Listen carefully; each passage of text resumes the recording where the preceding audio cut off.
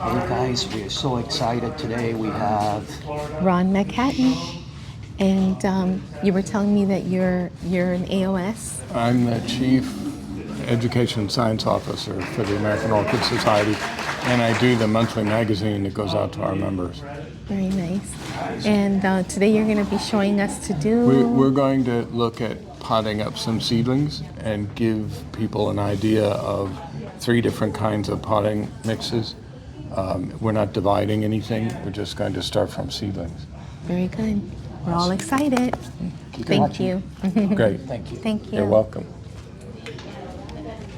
Our speaker tonight is a acknowledged orchid judge, and Don't hold that against me. just don't hold it against him, but he's pretty good at what he does. This gentleman is the American Orchid Society's education director. So if anybody knows probably how to pot an orchid, I'm guessing it's him. But then again, well anyway. Ron McHatton is your speaker tonight, and he's going to show us how to pot in all the different things. I'll look for that later. Thank you. I've been here a lot. You guys know who I am, but I started growing orchids when 61 years ago. Yeah, I know. God, time flies. The point of that was I was 8, 300 miles off the beaten path in terms of California's orchid business, and had to learn to do the things that scare the daylights out of everybody. You know, if I can pot an orchid at 8, anybody can do it. Now, that said, I've killed my share, and I still kill plants because I have no willpower, no common sense. Which means I grow a lot of things I have no business even trying, but we do. So what we're going to do tonight, what Brian asked me to do, was talk about the 3 different potting mediums that he has here, and the pros and cons, and a bit of how you select an appropriate potting mix. And then we're going to pot these seedlings so that you can at least get an idea of how they ought to be potted. So we'll start with lava rock. I don't know how many of you decided to use lava rock. When do you use lava rock? You use lava rock if you're very, very heavy-handed in watering. If you are one of these people who cannot stand to walk by a plant without pouring water in it, you want something that doesn't hold much water, and that's what lava rock is. If you're one of these people who, when asked how often do you water, and the response is water, then you don't want this, because this is what I see so many plants that we do this thing every month where I answer people's questions. I'll talk about that in a second. And I get pictures of plants and people will say, what's wrong with my orchid? Well, the first thing is it's on the verge of being mummified because it isn't getting water, because it's in a clay pot and it's in rock or aliflor, and the last time somebody put water on it was, the flood. So you have to be careful. But this is great for people who grow their plants outside. If you are, and we can do that here in Florida, you take your plants, you pot them up, you put them outside, you let Mother Nature take its course. They get watered when it rains, right? And in the summer, that can be every day. You want lava rock and you want clay pots. If you're growing in an environment where you control the water, but you're heavy-handed with water, then you want lava rock in a plastic pot. It's the only difference. There is no such thing as which is better, clay pot or plastic pot. It doesn't matter. It's strictly how you grow, okay? Before I go any further, I promised, I said I'd mention this. I do this thing every month for the American Orchid Society, a webinar where I answer people's questions. They're called greenhouse chats. I wanted to call them ravings of the village idiot, and I lost that argument. They're open to the public. You do not have to be an AOS member. You don't even have to come that night. If you register for the webinar and you can't make it, you will get a link after the webinar to the recording, and you can then go and watch it at your leisure. You can go on the AOS website and you can look at any one of, well, you can look at all of them if you're so inclined to punish yourself like that. They're 15 years worth. So if you can't find a question or an answer to a question, I'd be shocked. And they're all indexed. So by all means, come and listen to one of those. So that's lava rock. Maybe I should pot something in this while we're talking about lava rock. This you pot in loose. You know, when I was a kid, we were still using Osmunda, at least we were in California. Fir bark was the brand new up-and-coming potting mix. And everybody who grew orchids had a pair of potting sticks. I got them for Christmas one year. Stainless steel potting sticks. Because in Osmunda, you pot Osmunda so tightly that you can take the plant after it's potted, turn it upside down and wiggle it, and if it comes out of the pot, you start over. That's how you pot in that stuff. So you needed something that you could push and pry. It's like shoehorns, you know, trying to get the mix in.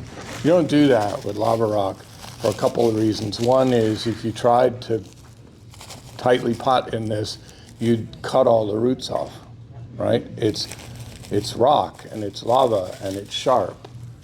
You pot loosely in this material. Can you hear me? Okay. I'll use that when I don't need both hands, but I need two hands. If you're going to use the microphone, please speak up, Okay. like I just did. Yeah, Everyone in the room heard me. I'll go back and forth. Those of you who picked up some of the lava rock, you'll notice that it's moist. It's a good idea to start potting with virtually any potting mix moist. Why is that?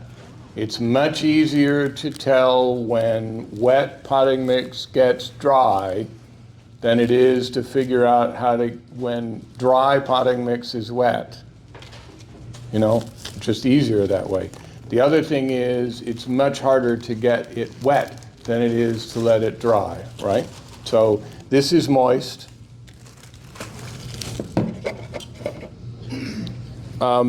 Proper potting depth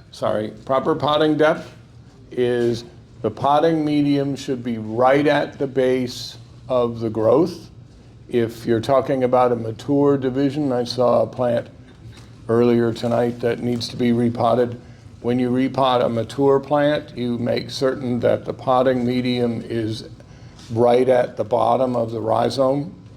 The rhizome is a horizontal stem that grows across the potting mix, not through it, but across the top. So that tells you where you want potting mix is right there where the roots come out, because you want the roots in the potting mix. So in this particular, with these seedlings, what you're looking at is bringing the potting mix up to the very point at which the roots join the stem. And if you've got a little plant in front of you, you can look at that. These are easy because these you hold in the pot, and because they don't have lots of growth, you actually can be somewhere near the center of the pot. If you were potting a mature plant or you were taking a division of a plant, you would put the cut end, the end of the rhizome, the oldest part of the plant, against the back wall of the pot, because you want all that new growth to go into the center of the pot. It's not quite as critical in a seedling because frankly, you're not really sure which direction the thing is going to grow next, right? You hold this in the pot at a reasonable place in the pot, and one of the easiest things to do is target the potting mix coming up to where this lip comes out. You know, the pot's a little bigger than, right? And that's a good place to target. You may not always come out like that, but that's where you sort of want to be. And then you fill in with potting mix, in this case rock, around that little plant.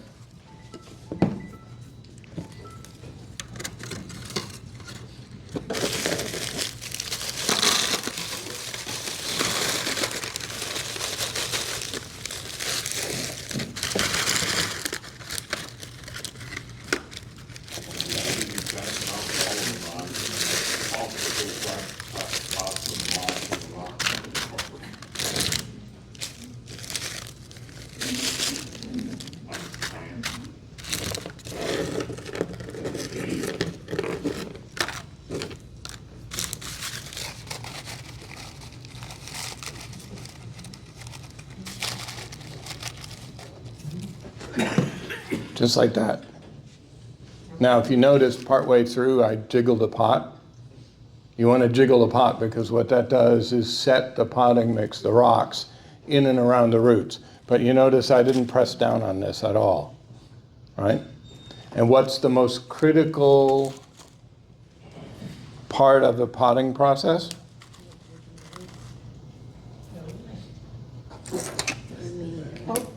Put a label in the plant.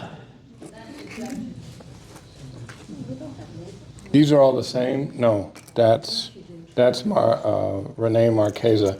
This is LC Trick or Treat. So that's potted. Now you water that. And you water that for a couple of reasons. Number one, you're washing out the fines. That lava rock has lots of fine material. If you open your bag and you feel it, you'll feel it's gritty. It feels like there's a bit of sand there. You want that to get out of the pot eventually, and the easy way to do it is to thoroughly soak the plant. Run water through it, wash out all the fines, and then you set this in the growing area in a slightly shaded spot, and you water it as soon as it dries out. And that will be every 2 or 3 days, depending on the humidity and the temperature. Depends on the time of the year. But again, lava rock has no organic material in it, so it does not rot. It drains instantly, so it doesn't hold a lot of water. One of the things that's critical with lava rock is flushing the potting mix frequently to remove the buildup of salt deposits that come from your fertilizer and your water supplies. More critical than anything else.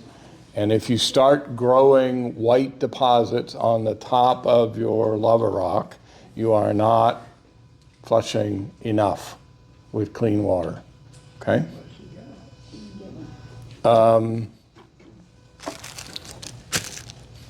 Let's take the fir bark next, I guess, because I'll save my favorite to last. This is fir bark. This is orchiata, I understand. Has a little bit of perlite in it. Brian, you must have added that, right? Yeah. This would be fine grade, which would be perfect for seedlings up to 4-inch pot, roughly. You get above 4-inch pots and you want to go to a mix that has some medium grade in it, or to a completely medium grade. What the reason is, you need to keep the mix open so it doesn't decompose and begin to pack down around the roots.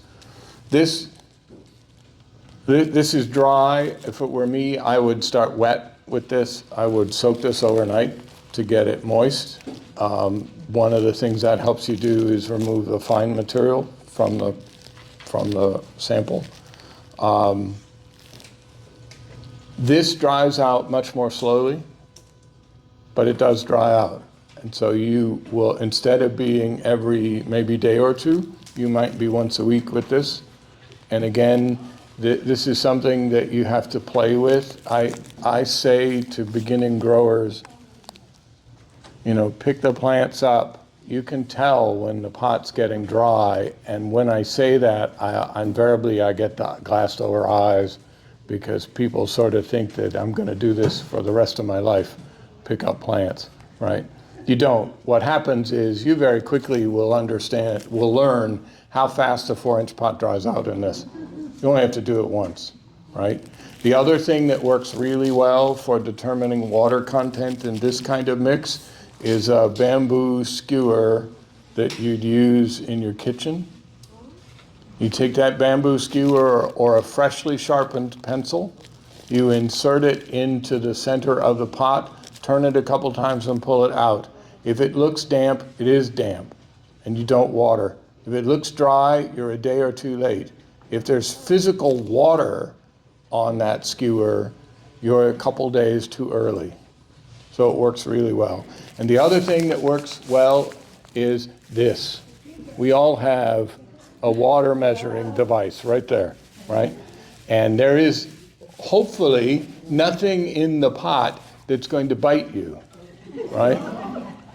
I've seen snakes in the pots, but you know, I'll say to someone, stick your finger in the pot. Just feel it. Does it feel, if it feels wet, it's wet. If it feels dry, it's exactly that, dry. Now, those of you who know me know that I swear by translucent pots. I love pots that I can see through. And for one reason, takes all the guesswork out of watering. If you don't have water droplets on the inside of the pot when it's cool in the morning, you need to water. If you see water condensation, you've got another day, okay? You pot with this almost the same way that you would pot with rock, except we're going to press this down tightly around the roots. Not as tightly as some of these other things. You do not have to pack this in to the point where you can turn the plant upside down and jiggle it. That's a bit too hard, but the reason for it is you need intimate contact between this bark and the roots, right? We'll put this one in there. And again, it's the same thing because these are seedlings. Ooh, that's an evil fern. You don't want ferns in your orchid. Ferns are the work of the devil. You're going to do the same thing with this. You're going to put this in off to one side or in the center of the pot. Something this small can go in the center. You're going to add potting mix around it and jiggle it and press it down a bit. And then bring the top of the bark to right where the root collar comes out of that little seedling.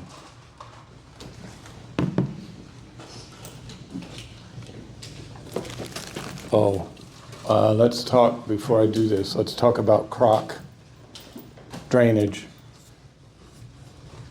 You know, some of you have been growing orchids for a long time. You know what I'm about to say.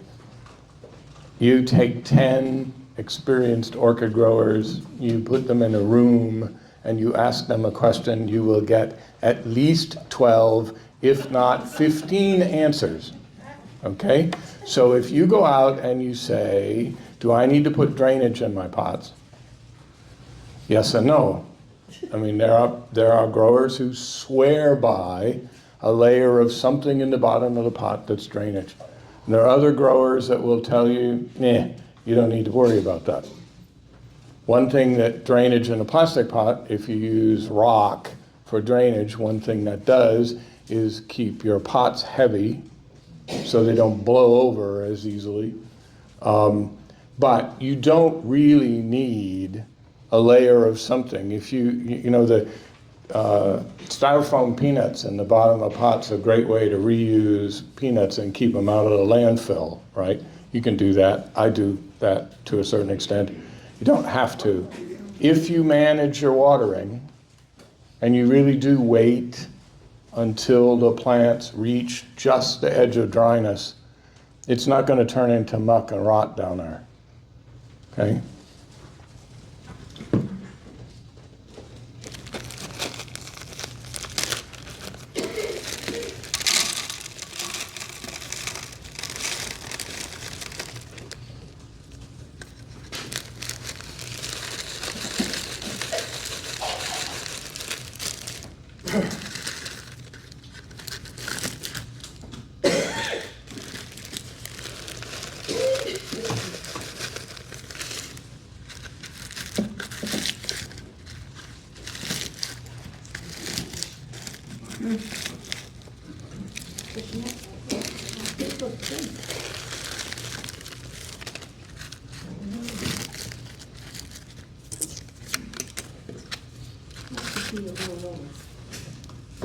Now, all I did, if you watch that, all I did was just push it down and set the potting mix. And one of the biggest reasons for doing that, aside from getting intimate contact with the roots, is newly developing roots are extremely tender and they're very easily damaged.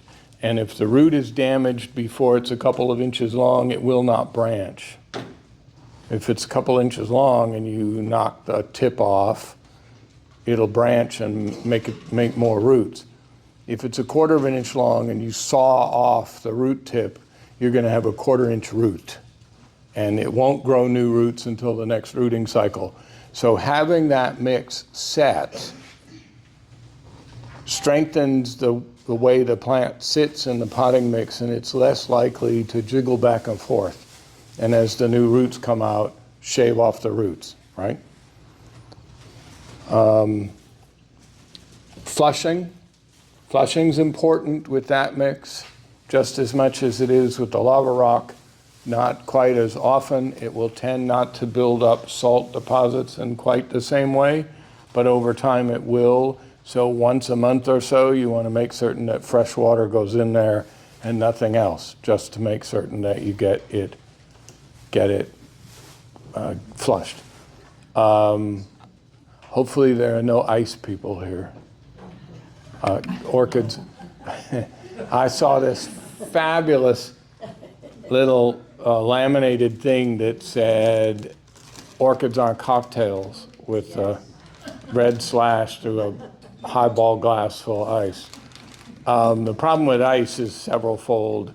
Number one, it builds up salt in the potting mix really fast because you're not flushing. And number two, these are tropical plants. You want your plants in, you want your feet in ice, right?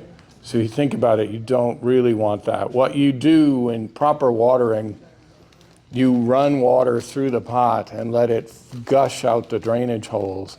That'll tell you a couple of things as you go along. If you can't get water through the pot rapidly, you don't have good drainage. You run the risk of poor air exchange and rotting the roots. And while I'm at this, the old wives' tale that roots rot because they stay wet too long isn't true. Roots rot because they don't have air exchange. You can actually grow cattleyas standing in water if you know what to do. If you have a big enough surface area, if you change out the water frequently, so there's lots of air in that water, they'll grow. If it's when they get stale and you don't have air exchange or in the root mass that you'll lose the roots. Now comes sphagnum moss. I grow a lot of stuff in sphagnum moss, and I say that in Florida, and immediately I can see in people's faces that I've just grown a second head and a tail. You cannot put this stuff out in the environment and let it rain on this. If you do, it will rot off everything you have because it stays too wet. I grow in a shade house, but I grow in a shade house with a solid roof. I'm the giver of water. And in fact, I don't water enough. You know, talk about water. I just don't have time. And so I don't get out and water twice a week like I should. I'm lucky to get once a week. So I grow in something that holds huge amount of water. And that's what this does. There are two other things that this does that you have to be careful of.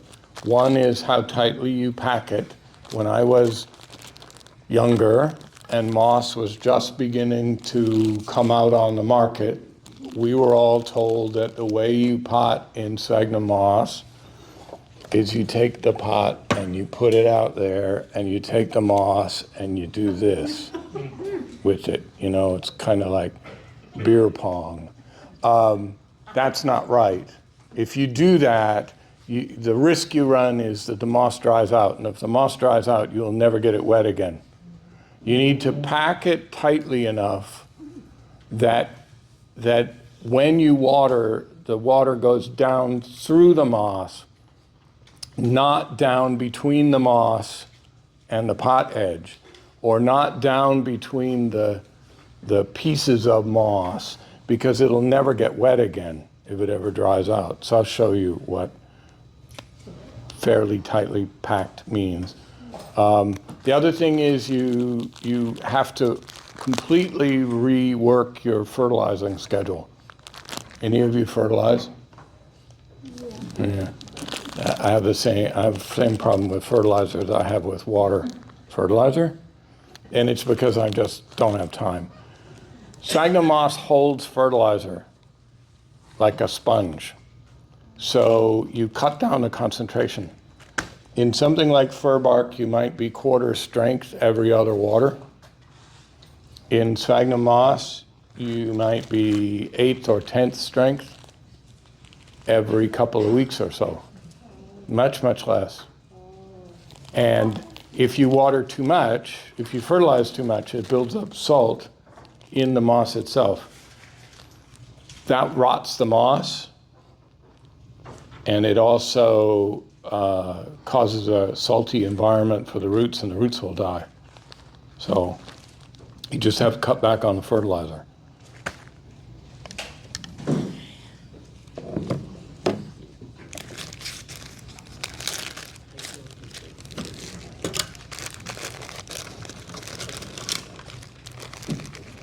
So what I did here is I put about half the pot.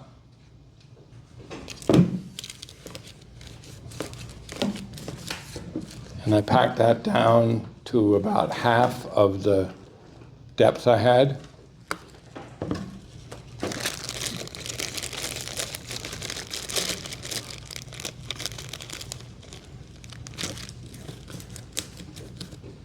And I did that again. And that's going to give me just about the depth I need. Is this New Zealand? Lowe's, okay. Is that wet? Yes, yes. The question was, is this wet? Yes, it's wet. This is one of the potting mixes that it is critical that you pot wet. You cannot get this stuff wet once you've potted in it if you pot dry.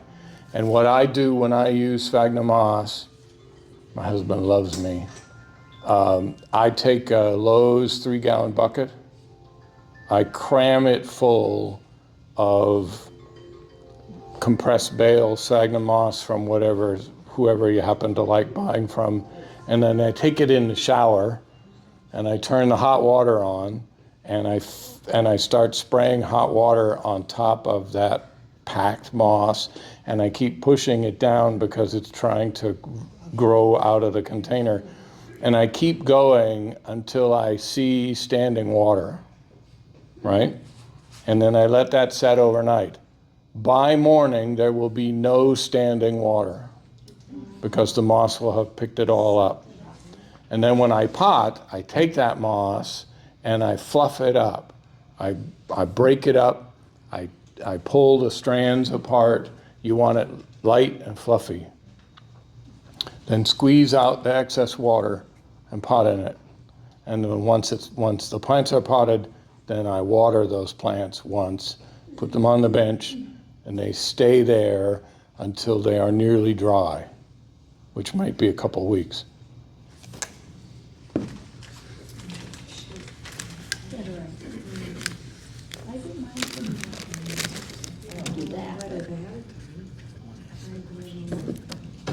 I heard that. Ask away. Who said that? Yes. I try to repot every couple years, but the plants that have been in pots for a couple of years, and I use the Lowell's potting mix, you know, for fails, but I use it for everything. But anyway, I get a layer of moss on top, and it's so pretty, but it doesn't seem to hurt the plant. It doesn't hurt the plants. The question was about the layer of moss that will grow on an established plant. It doesn't hurt the plants. If you go into the wild, the plants are growing in moss. Their roots are surrounded by it. What it's actually doing is holding moisture around those roots. Doesn't hurt anything. Really good. And you can carry a little bit of that over when you repot. When I repot, I don't often damage what's on the very surface layer. I start from the bottom. I work my way up so that I can get it open in the center of the ball, and I can take out the dead roots. Then it's different than doing this, because that's a plant that has an established root system. So imagine this, I've sort of created with my hand a cone up under, starting at the bottom of the pot. I then cut out all the dead roots that, if I can find any, and I pack that with sphagnum moss, and then I slip it into the new pot and fill in around the outside if it's a bigger pot. Sphagnum moss, it doesn't grow the moss. It does. That's not sphagnum that's growing on the surface. This sphagnum is dead. You'll grow moss, but it's a local, whatever, indigenous moss that grows in it. Now you've seen all that. What I would do with this next is I would water this, put it on the shelf, and let it go. There was a question earlier tonight about mixing potting mixes. That was me. That's another question. Just like fertilizer, just like water, and just like potting mix, put 10 orchid growers in a room, ask them, you'll get 15 answers, and if you're lucky if they don't try to kill each other in the process. You certainly can mix stuff. I know lots of growers who make their own mix. They would never, ever think of taking something out of a bag, my God, and use that. You got to be crazy. And what you do is it's all tailoring toward a mix that lasts long enough, drains properly in your growing environment. So I know growers who put fir bark in lava rock. And what they're doing is they're providing a little bit of organic material which stabilizes the pH in the potting mix. And you do that with fir bark, you can do that with sphagnum moss. Sphagnum will hold a little more water than fir bark does. I mix, for the plants that I don't grow in sphagnum, I grow in fir bark or coconut husk, and I mix in chopped sphagnum because it lengthens the time that water stays in the pot. So the water holding additives would be sphagnum moss, perlite, vermiculite some people use. The aerating additives that just open up the mix so that you don't pack down and rot roots would be lava rock, aliflor, other inorganic things like that. Styrofoam peanuts, I know somebody who grows styrofoam peanuts. These things don't hold any water, but what they do is they prevent everything from packing down, right? I know lots of people who don't like medium fir bark, or coarse for that matter, and they'll mix a couple of grades. They'll take medium, throw in a little fine. And what they're doing there is they're shrinking the empty air spaces in the pot, and they're adding to the amount of water that the mix holds. If you stop and think about this, The mix is not holding much water if it's not sphagnum. Sphagnum's a different animal. When you talk about lava rock and fir bark and stay-lite, anybody still get stay-lite? That shale stuff? If you think about those, it's not the chunks of mix that's holding water. Not much. I mean, fir bark holds a little water, but not very much. Where the water is in that potting mix is in the little gaps. It's like a gravel road, right? It's in between the little pieces. And so if medium bark doesn't give you the kind of air spaces that you want and the water holding capability, a little bit of finer material will help with that. Conversely, if it's too dense, a little bit of coarse material gives you that open space and reduces the water content. Make sense? What else should I say? How do you feel about charcoal? Oh, thank you. Charcoal's an interesting question. I know lots of people use it. I don't add that to mixes. I just don't. I've never been a charcoal fan. It does, supposedly it helps. Same problem with all these other things. Growers who use charcoal love it. Those who grow in coconut husk love it. Those who don't hate it. There's nothing in between. Where I find charcoal useful is in Vandas. I can't grow, I'm too Scotch with the water, pardon me for that. I don't water enough to grow Vandas the way you're supposed to, which is just hanging in space like they do. You do a beautiful job. I love your plants. Yeah. I can't do that because I don't have enough water. I will take a wooden basket and I'll fill it full of charcoal chunks, big charcoal chunks. And what that does is buy me just enough.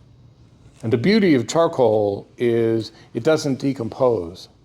So, I grow a few angraecums. I love angraecums. One of the problems with angraecums is you don't touch those things after they become mature, flowering-sized plants. They absolutely hate having their root systems touched. You do that. I finally flowered after 10 years, a plant that I potted 10 years ago and should not have because it was too big, and it sulked for 10 years, finally flowered. What you can do, and so I get this question, well, if you're not supposed to repot the plants, then how on earth do I manage this? Because fir bark's not going to last 10 years, right? What you can do is you can use charcoal, which will last for a very long time, or you, instead of repotting or rebasketing, you turn the plant upside down with a pair of chopsticks, you pick out the potting mix and you take out as much as you can get without damaging, without touching the roots, right? I'm not going to rip this plant out of the pot. I'm just going to remove the potting mix and then you refill with new mix. You can do that. That's not the same as wholesale pulling a plant out of the pot. But that's what charcoal is good for, is for giving you a mix that lasts a lot longer, right? So you put all those Vanda roots down in charcoal? No, I just fill the basket. So the roots are all through the basket, but right there around the base of the plant is just enough. Yeah. No, you know what happens if you, I've done this. You know what happens if you take Vandas and you put the roots in a pot? They just push themselves up out of the pot. I played in the dark side of the force for a few years. I worked for one of the nurseries that sold mass market plants, and we played around with a hydroponic product. We put lots of orchids into the Lowe's and the Home Depots in these semi-hydroponic pots, an inner mesh pot, an outer pot that held water, and one of those little water gauges, that sticks up and down. Phalaenopsis grow beautifully in that environment. Cattleyas do fine. Little vandas do pretty well in that environment. Anything that has a vigorous root system like a regular vanda would just pop you right out of a pot. They get maybe 2.5 or 3 months. And the next thing you know, you got a plant up like this on its stilts, right? And the only thing, if you want to play with semi-hydroponics, orchids do really well in semi-hydroponics. You just have to err on the wet side. If you follow the instructions that the pot manufacturers will tell you where you want to keep the gauge at about the middle point, it's too dry. You need to be up near the upper tip because what you're depending on is the capillary action that draws water up into the aliflora balls, right? And that isn't just quite enough for things like Phalaenopsis roots. They need a bit more than that, and you get there by just keeping the water level a little higher. But they will also root into that standing water. And again, it has to do with gas exchange. And lastly, clay pebbles. Growing in them? Aliflora. Well, that's a clay product. You can grow, I've said this before, you can grow orchids in anything. Literally anything. It just depends on all of your other characteristics. If you cannot bring yourself to water, then you don't want to grow in gravel because it dries out too much. If you can't stand not to water, you don't want to grow in something like sphagnum moss. I have friends who grow in broken glass. I'm not talking about tumbled broken glass either. It's a broken glass. You use wicked gloves to do your repotting, but he works for a recycling center and gets all the broken glass he wants. I have a friend who grows in ground up truck tires. Works just fine. I know someone else who grows in rubber mulch. Does just fine. And my favorite story is, I was a graduate student in Iowa and we were getting ready to leave. I had a postdoc appointment in California. We had a very good friend who was a professor of avian pathology, and he and his wife were going to North Carolina from Iowa. And we did a joint yard sale, and we had some plants and put out some plants. And this car drives by, stops, and then goes on. 15, 20 minutes later, this lady's coming down the sidewalk with one of those little red wagons, kids' wagons. In the back of the wagon was a Ancelia africana in a pot that was so wide she had bent the sides of the wagon to get it in the wagon. So you know what that looks like, right? And it was all in flower. One of the best well-grown Ancelia africanas I've ever seen. And she comes up to us and she said, I just wanted you to see this. I look at the pot and my initial reaction is, you can't grow in this. It was in dirt. Good old Iowa cornfield dirt, right? And me and my big mouth, I started to say, you can't grow in this. Caught myself before I got the can't out and said, how long's it been in that pot? And she goes, oh, yeah, well, let me tell you about that. Here in Iowa, you can't get potting mix. You can't go anywhere and buy fir bark off the shelf. So she said I had to improvise. What I did was I took that giant clay pot, I filled it full of styrofoam peanuts to the point where the lip comes out. So it's all but 2 inches full of styrofoam peanuts. So I put the plant on top of that and I filled it in with dirt. I water it when I can pick it up. So of course what she's doing is she's doing that balancing act, When she can pick that up, she knows that that dirt is dry or pretty close to dry, right? And then she waters and she puts it back and leaves it alone. And all that styrofoam in the bottom is an air source, because she knows if the roots grow to the bottom of the pot, then you might have a problem with that much dirt on top, right? I met this woman in in Minnesota, I went to give a lecture there, and I'm looking at our plants before that morning before the lecture. And I pick one of them up, and I realize these are growing in glazed ceramic jardinières with no drainage holes. And again, I almost went, you can't do this. And I said to her, how long have they been in there? She said, I fought humidity for ages. I struggled to grow orchids. And then I discovered this method. And she says, shake the pot. So, I shake the pot and I hear water slosh. She said, there's 2 inches of pea gravel in the bottom of the jardiniere. I pot on top of that. I don't water until I can't hear water slosh. So you know what she's doing? She's hydrating the mix. She's allowing air into the roots, and she's not drowning the plants because she waits until she knows the bathtub is empty, right? So, Mother Nature is necessity is the mother of invention. And so what we do is we figure out how to grow things, right? Within our conditions, you try growing orchids in Arizona where it's extremely dry. You have to come up with a way that you keep that humidity up. And people do it, and they do it in creative ways, like things that don't have drainage holes. So, anything else?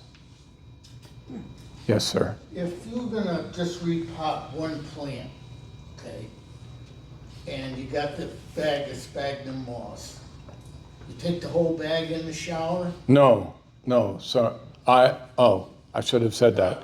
Question was, if you're only going to pot one plant, do you wet the whole thing, the whole bag? No, because when the moss is wet and it's forced into a bucket like that, it will slowly but surely rot. And you can tell that it's rotting because it gets a sort of very sweet odor to it. So what I do is I take about as much moss as I think I'm going to need. And you do that by guess, basically. If I'm potting a 5-inch pot, I know about how much moss that's going to take. And I soak that much. And I pot with that. And if I have anything left over at the end of a potting session, I take it and spread it out and let it dry and re-dry it. Does it have to be hot water that you? Well, it doesn't have to be hot water. Hot water is more efficient because any of these potting mediums will pick up water better if it's hot. What hot water does, it's just like when you wash your hair. The water opens up the pores in your hair, and hot water is much more efficient at it than is cold water. So I do all the soaking in hot water. In fir bark, I use boiling water. I actually heat it up on a stove and pour it in boiling. You wouldn't have to. You could do it with hot water out of the shower. I find it easier and faster if I do it with boiling water and bark, because bark doesn't pick up water quite as fast. You're talking about potting, you're not talking about No, watering. potting, no. Potting. Potting. Watering, you just want water that's tepid. You don't want ice. Well, you don't have that problem here in Florida because there's no such thing as cold water. That comes out of your refrigerator. I learned that long ago. In a cold climate, we used to live in Atlanta. We actually had in our greenhouse a shower mixing valve and a hot water supply. And what I would do is I would turn it on just like you do when you give your dog a bath, and you hold your hand in it until you get the water temperature so it isn't ice water in the middle of winter, and then you water with it. So you just need it tepid for watering. You do not want hot or cold. Okay? Sorry, I should have thought of that. Other questions? Yes, sir. What do you do about when you pot them and by chance they dry out? You're saying you got the spag. Well, the question is what happens if by chance they dry out? And I do have that occasionally. And what I do is I soak the pots. You try hard not to let them dry out, but sometimes it happens. And what I will do with moss is, with my plants and moss, is I'll stand them in a cement mixing pan, those things that they sell in in the big box stores, the black things. I'll put water, 3-4 inches deep, and I'll set the pots in there, and I will leave them there until they don't float any longer, because when they don't float, they're hydrated. So you can do that. You're not going to lose the roots on a plant standing in water for a couple days. It's not going to happen. Root death doesn't occur like that, right? And again, you can actually grow in standing water. I grow back bulb divisions, Cattleya back bulb divisions. I root in standing water. You take the back bulb, you cut off all the roots, little stubs. You stand it in an open container of water so that the water is above the eyes, and I leave them there until I get new growth and roots. And it works beautifully, and that can take months, and they don't rot. They only rot if they're not viable for whatever reason. So yeah, you can hydrate plants. It's a bit easier to do it with moss because they will pick up enough water that you can actually see the pots not float, but you can do it with bark as well. Or you put them in bags. Bag bulbs. Yeah, I know lots of people who do the bag method, and I used to do that. All you're doing is making certain that there's enough moisture around that the plant stays in good condition long enough to get an eye to grow.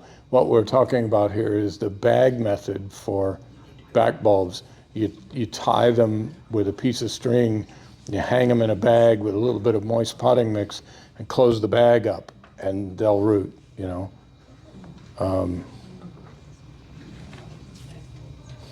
Anything else? Okay, thank you.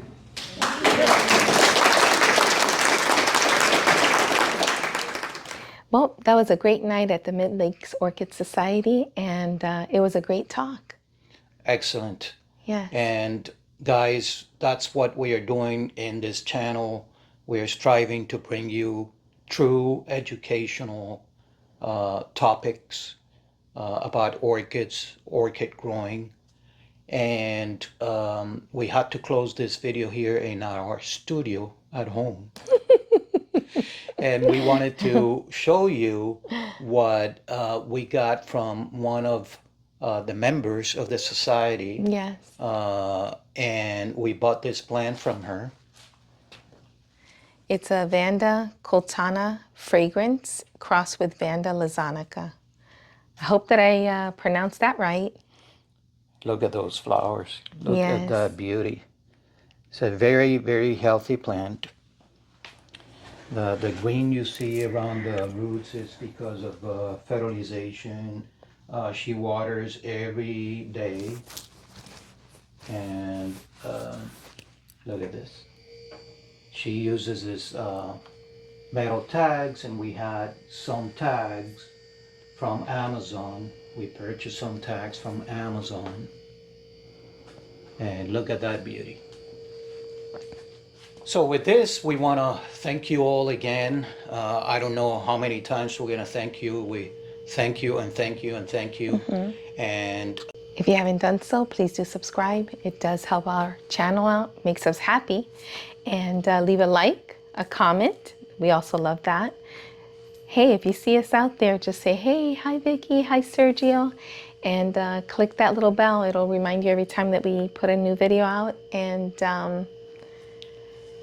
let's keep growing this channel. Let's keep growing orchids, and we'll see you again. Bye. is that how we... Well, I was thinking, since you call me pollinator a lot.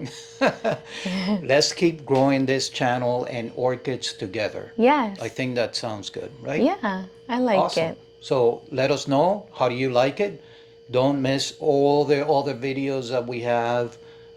We've done some videos about our growing space. Yeah. So yes, thank you all from Vicky's Lakes. And Sergio. Bye. Don't mind us. It's kind of warm. It's warm in the studio. Yes. Bye.